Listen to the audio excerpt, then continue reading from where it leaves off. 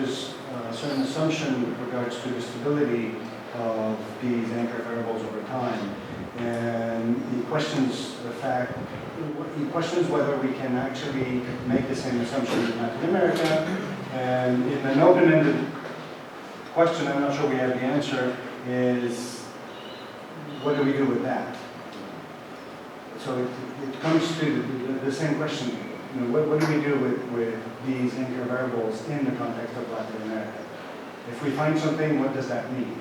Knowing that party systems are not stable, coherent enough for people to actually see directions. And even in those, as I said myself, in Argentina, for example, where there's a more coherent party system, when the same party splits in two or three, where do the voters stand, and what does party identification mean in such a context?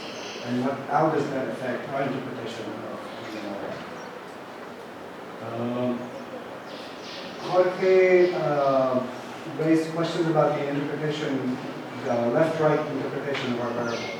And at a minimum, he said we should be much clearer on how to interpret our data, the science.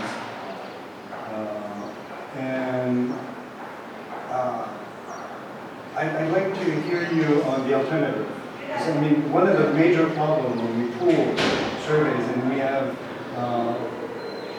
directional assumptions or hypotheses, what do we do? I mean, I've seen, I myself, when I review articles and they have like pooled survey, let's say for Latin America, and they put age. What's the expectation? In one country, I mean, the younger might vote more for a left party. In the other country, it might be the opposite. How can you put just a variable like that? So the alternative to me is not to include these variables. Otherwise, we need to do some. We can talk about it. Yeah. I mean, I think we need. The issue was it's confusing when not presented with the proper guidelines to interpret the data. And I hear that, and I accept that.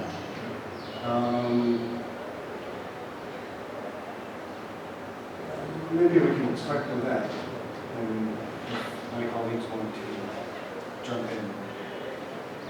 Well, thanks a lot for these very useful comments.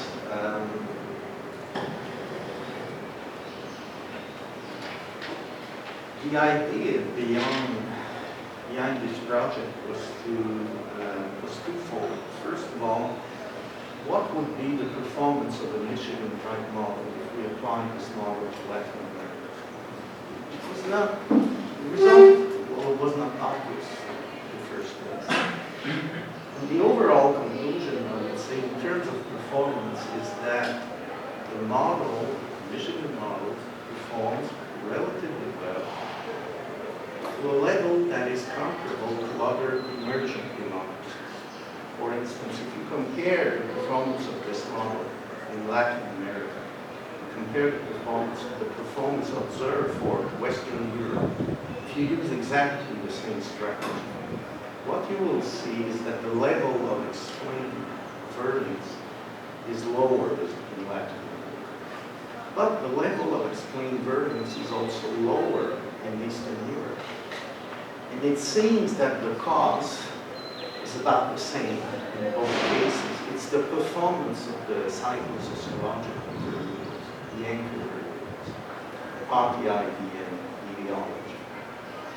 And I agree with you, probably the interpretation of ideology and party identification in Eastern Europe is probably, if you consider Eastern Europe as a group, is probably as problematic as it is in Latin America. But it is interesting to see that we observe the same pattern, which could lead to the assumption that in 20 or 30 years, the level of explained variance in Latin America will converge to the level of explained variance in Western Europe, and that the impact of anchor variables will be the same for party ID and ideology.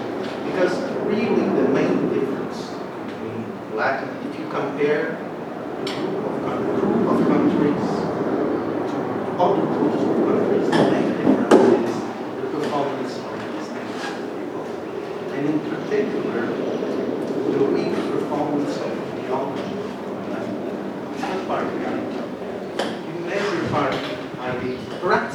something else, and we need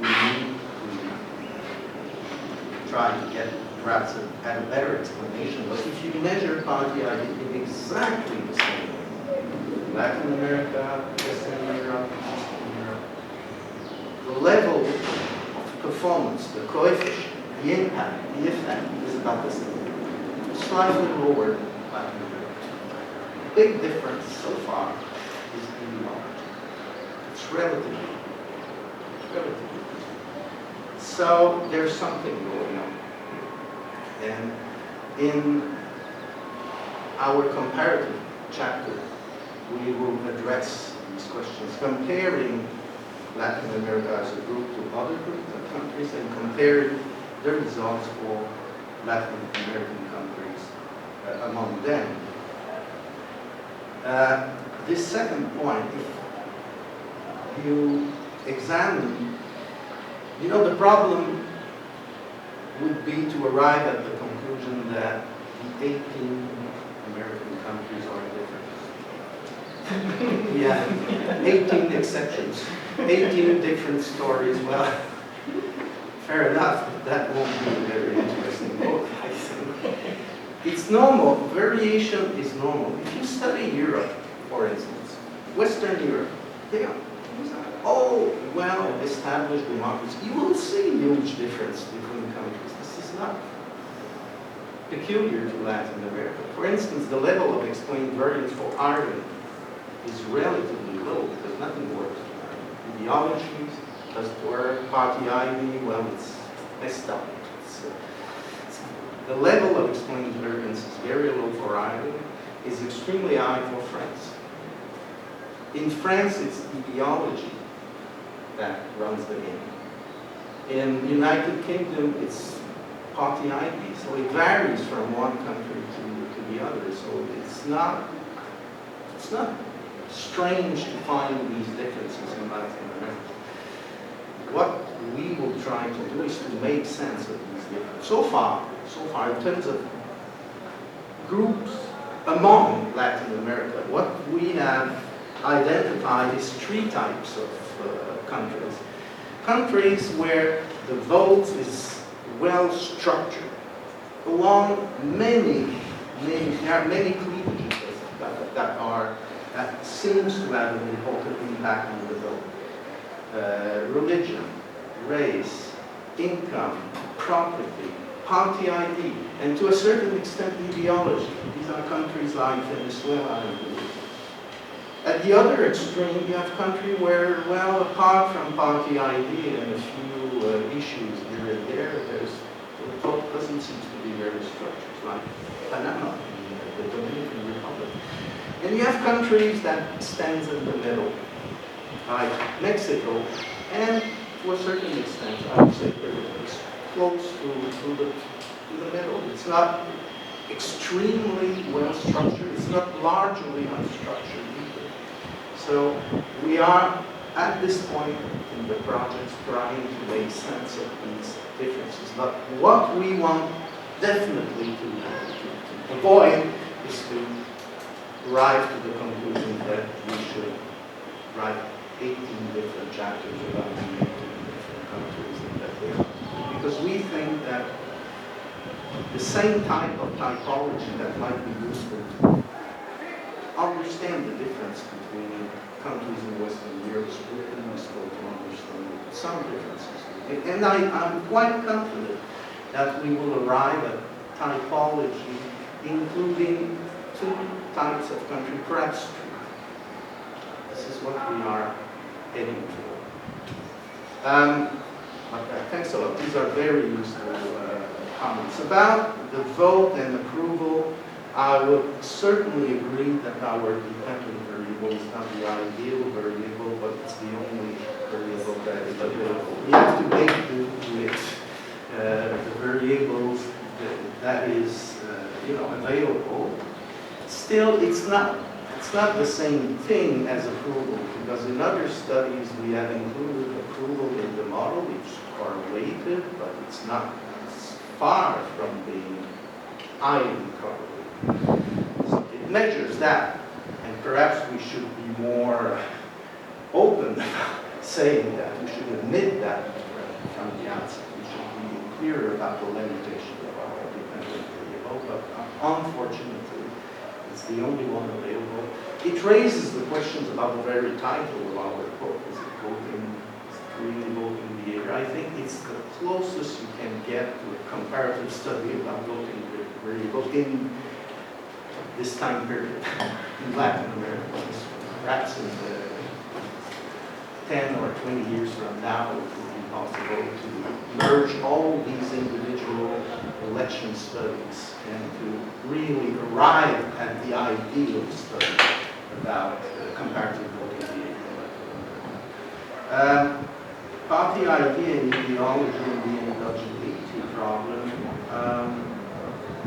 Well, there are conflicting views about these questions, even among Latin American scholars. For instance, there are Latin American scholars thinking that ideology is something that is very well understood by the Latin American voters. They would say, well, in the different countries, that up to 75, 80, 90% of the people that are able to place themselves on the left-right scale. You know, in other countries, in Canada, for instance, left-right is not that obvious for many people. And you will have in some surveys up to 20, 30, 35% of the population not be able to locate themselves on the scale. So you have conflicting view. And for party ideas, the same thing. You will read, Latin American scholars as well. You have about 1/3 of the Latin American voters that are really able to identify themselves with political party. Another that will say, well, the system is always in flux and it doesn't move. So you have conflicting even among Latin American scholars. So our position here is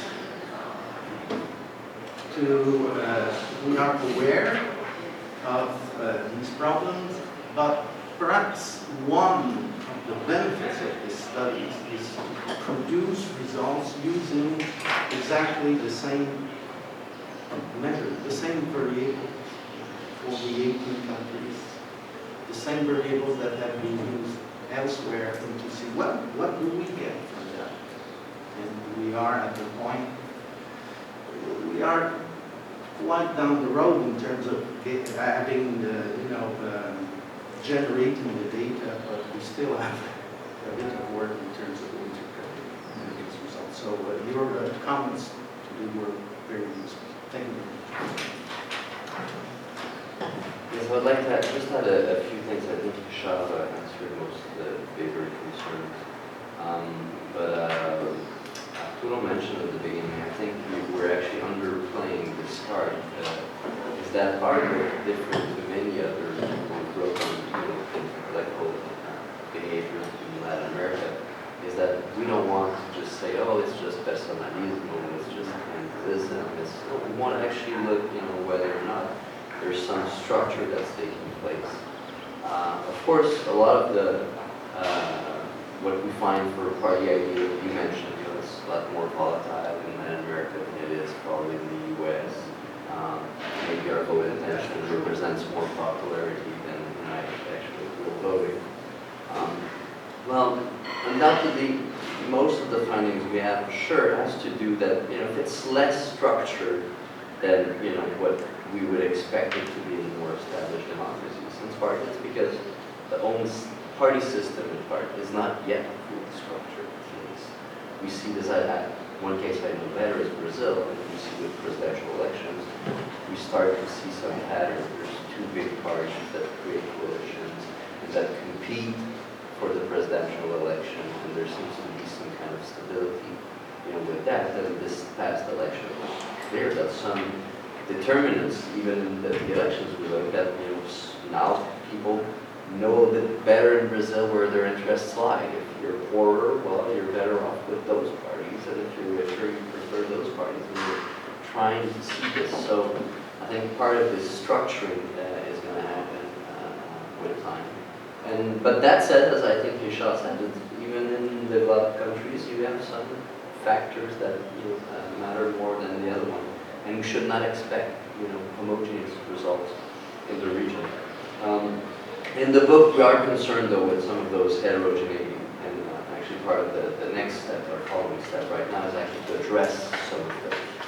When you have one country that its effect is just totally different from the rest of the group, like El Salvador for capitalism, well, maybe we have to look into this a little bit better, and include the discussion in the chapters. That's certainly something we wanted to do next.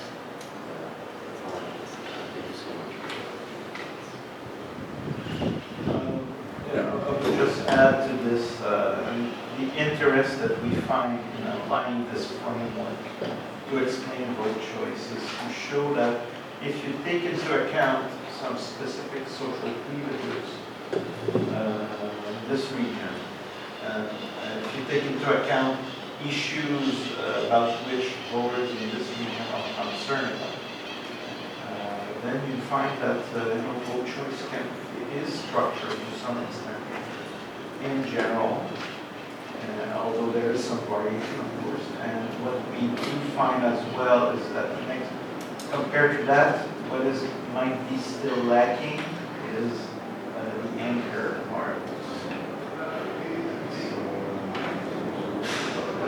Otherwise, if you take into account specific issues, specific cleavages, you find that the vote choices can't be understood.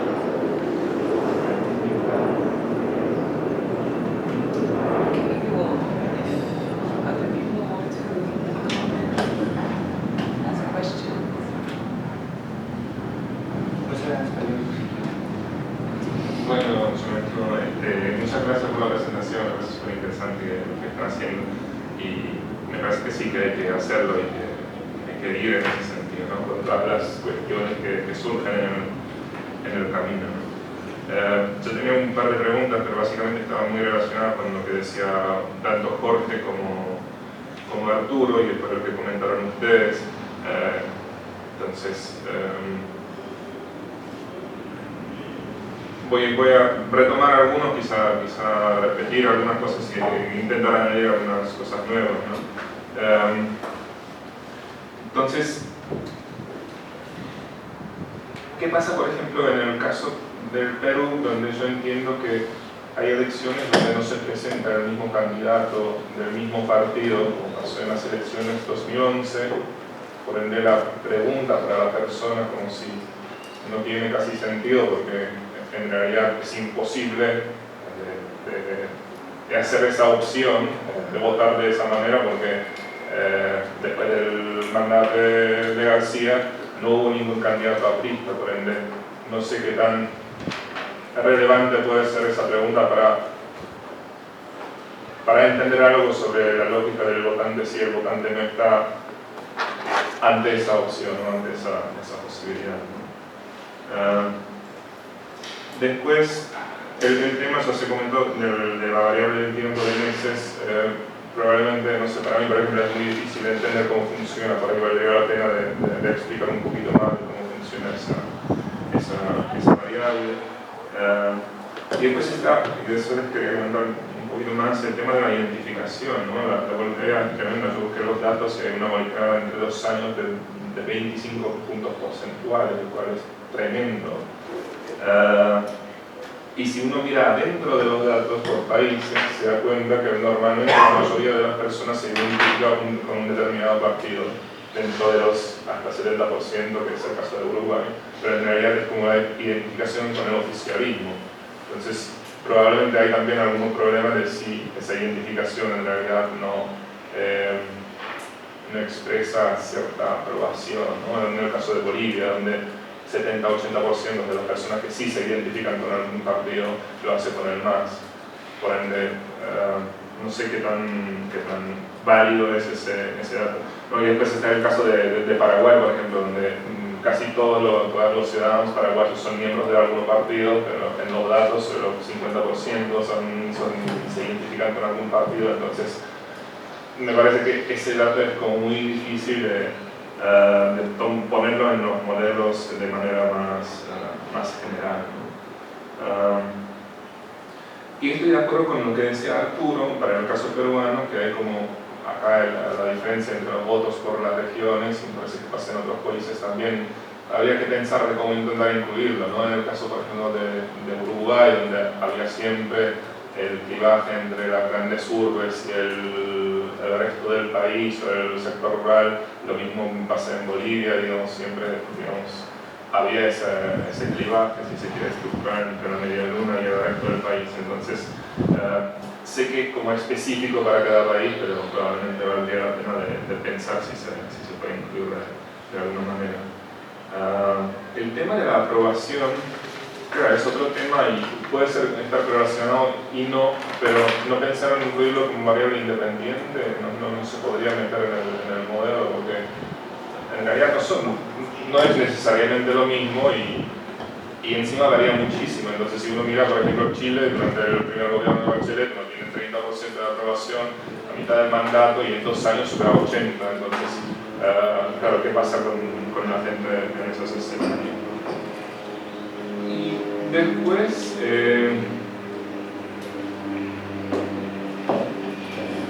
dos cosas, y con eso cierro. Una en general, me parece fundamental de intentar agrupar los países, y ya lo mencionó Chad, lo mencionó Jorge, es decir, evidentemente hay diferencias y cada cual va a decir, bueno, pero es obvio que hay diferencias entre los países, entonces si es que se puede agrupar los países de alguna manera, y probablemente, no sé si el libro va por ese lado, pero por ahí un capítulo que trazaría como una explicación más tipo histórica, más allá de los datos electorales y de opinión pública, que evidentemente, como la otra parte tiene sus limitaciones, intentar trazar alguna explicación, posible explicación histórica de por qué funcionan determinados factores en un grupo de países y no en los otros.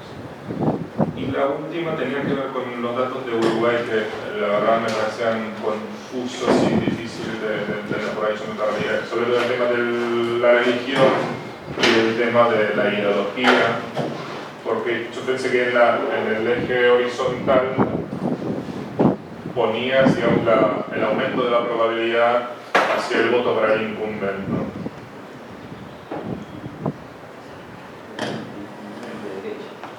De derecha.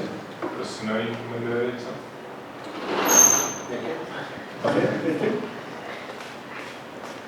¿Uruguay? ¿Era este? Ajá. ¿Ideología?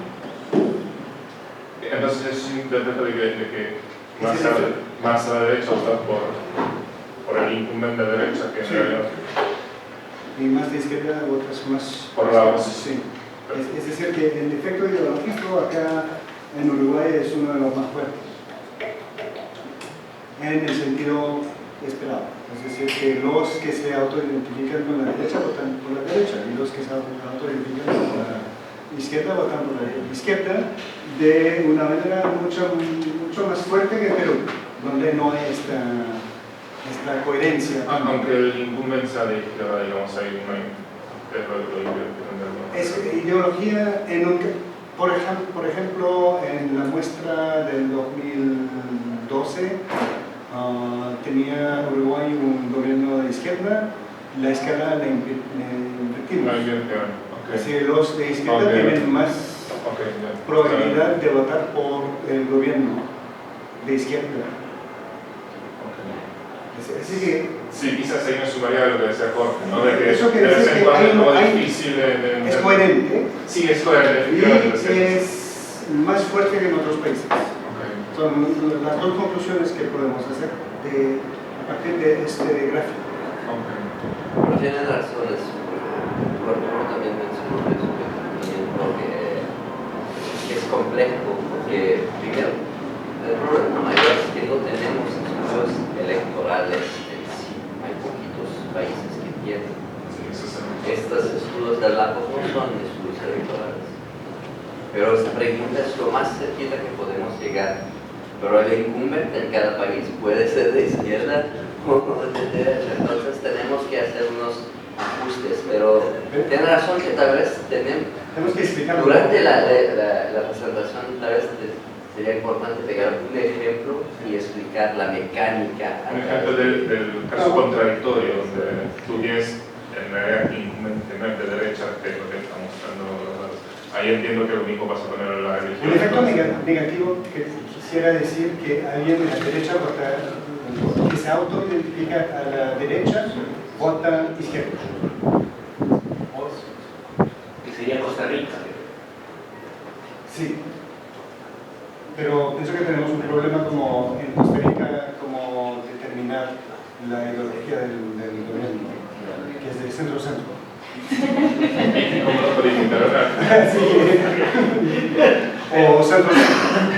Una pregunta, digamos, recogiendo en Uruguay, entiendo que se identifican a la izquierda, Vota izquierda. votan de la izquierda que es el incumbente, Sí. que es el Frente Amplio. Entonces los de la derecha Votan derecha. votan derecha, que es el no incumbente. Claro, pero como no Sí, es un problema donde tendrías tres fuerzas de la izquierda que sería no alternativas. Claro. Those voice servers, we're talking about the direction. How to If you it. are interested by these questions, maybe I could send you two papers. The first one is a paper published in the Comparative Political Studies last year. It's about Europe.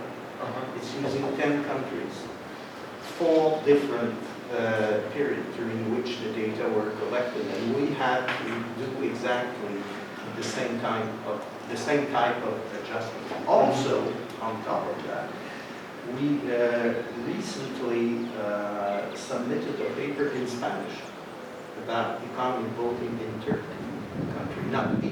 It was a preliminary version of this work. And I could also send you this paper, because you will have the full description of the operationalization. So in English and in Spanish. So it's partly my fault for not presenting it clearly, and Yes, it's your also, fault. and for not sending the part of the chapter where we do it clearly. I wonder how do you code the ideology of the incumbent? That was part of the problem with Peru. If you look at APRA is self-identified as a center-left party. Yeah, according to the Garcia's presidency was governed by center-right principles. What type of data do you use? For now, we made our own judgment. We looked at the party, and then we read a little bit about, the kinds of public policies or the priorities of the government in this period to judge. But we actually had this discussion about this just recently. We're gonna put together in one table how we decided who is left or right. And we're gonna send it to some experts, regional experts, and see how much they agree with our own coding of the placements. The other alternative, but it might be a bit more work, would be to do an expert circle. And ask like experts to rank them, to put them themselves. Yeah. But it's a total of about 53 decisions. That might be a bit too much to ask people to do that online survey. And I think the problem is also reflected in the case of Peru with the situation of the current president, which ran on a platform of center-left. Some would even say that. Who's governing on the right? He's governing on the right or center-left. So he's left according to We're that's voting left. right now, he's He's right there, put Garcia. But it should be right. You see, that's we need to. Depends, because Well- if you want to reflect upon the moment when people voted No. for him, No, I think we want the idea is how is he governing? yeah. And At that time, what's about- at that time. At least at the Yeah. time, so 2012 for Yeah. us. Where it was here in So, and 2012. that's the difficulty, and that's what caused the problems of And it. it's also complex, and I imagine that occurred also in other countries, because if people voted for him, assumption that he would be governing on the left, then he governed on the right, then the next, when you ask the person, how do you identify